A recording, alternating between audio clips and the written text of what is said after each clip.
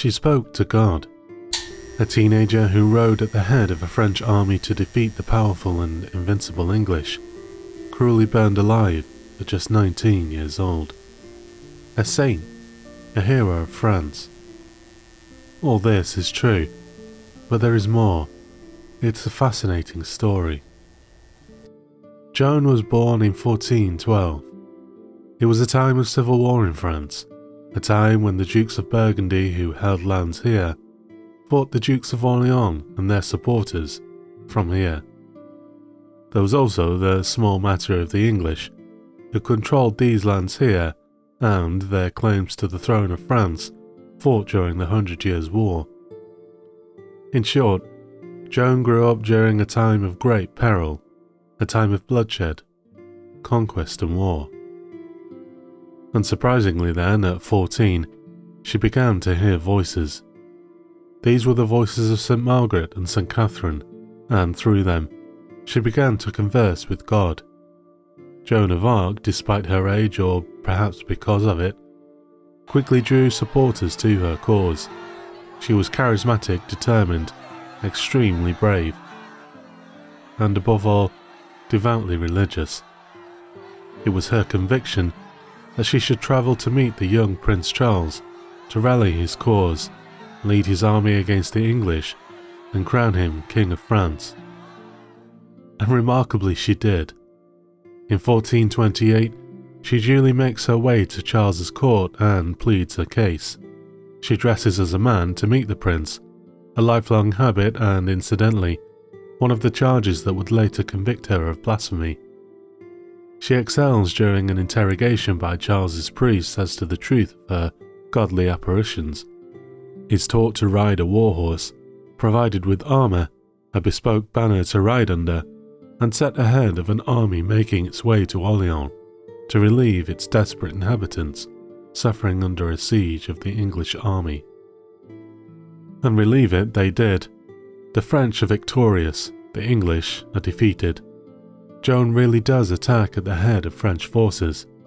She is bravely wounded in battle. Her countrymen seemingly do take great inspiration from her bravery, her conviction that God truly is on their side. Thus the tide of war turns, several victories follow, Joan becomes a national hero. Charles is duly crowned king, and France retakes lands held by the English.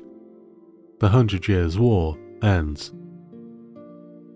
Yes, but not quite.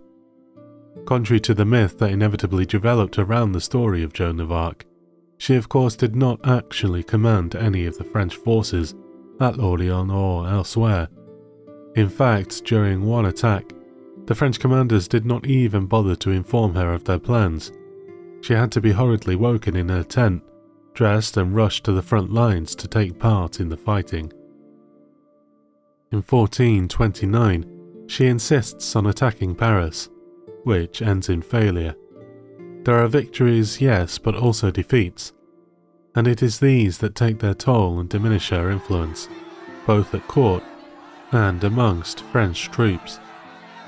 Perhaps their mission is not divinely inspired after all. Perhaps God wishes for an English victory. In the end, following the siege of Compiegne in 1430, Joan rushes headlong into a Burgundian stronghold alongside her men, and is duly captured. The French Burgundians promptly ransom her to the English, who themselves hand her over for trial to a delegation of French theologians at the University of Paris. This is Joan at her best, holding her own under hostile questioning against 131 professors from the university, intelligent, courageous, utterly convinced of her own righteousness, resolute. Inevitably, she is convicted of heresy. Paris was allied with the English. She had only just recently tried to attack the city, and perhaps more tellingly, she herself represented an affront to official church dogma. In speaking to God directly, she stood as a challenge to church authority and its position in society, and she wore men's clothes. Joan of Arc was burned at the stake on the 30th of May, 1431. aged 19. The prince, now King Charles, swiftly finds a replacement messianic figure to stand at the head of his armies and inspire his troops, a shepherd boy called William. He too hears voices from God and is said to bear the stigmata on his hands and feet. Unfortunately, it is also said that young William is likely either a simpleton or insane. He is almost instantly captured by the English and killed. Thanks for listening. If you like this, subscribe and hit the notification bell.